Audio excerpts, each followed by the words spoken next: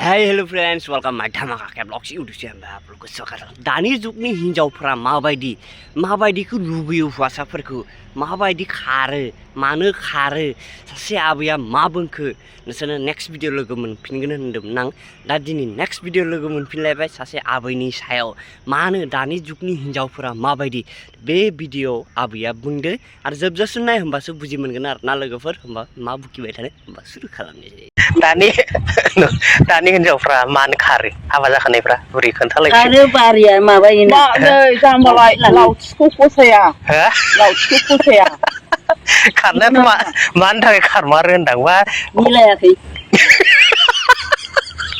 बिदिनो जाय न'आ दसौलांदे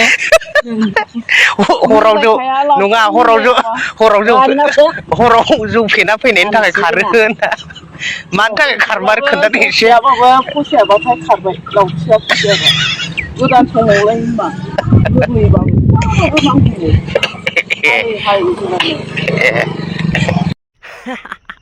दानि जुगनि हिन्जावफोरा माखौ लुगैयो आरो मानो थाखाय खारो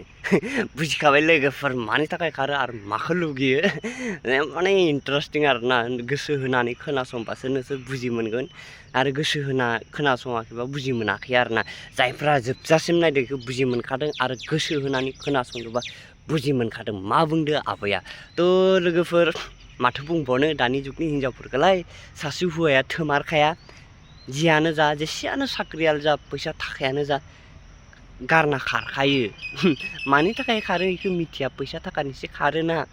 थालिरफ्रासो फिसानि थाखाय खारोना बेखौ हमनो हाया आरोना लोगोफोर जिखियानो जाला लोगोफोर भिडिअ एसेनोसै मोजां नुदोंबा लाइक शेयार कमेन्ट साबसक्राइब खालामनो दाबाव बेसेना हिसाब खालामना लबि थायो।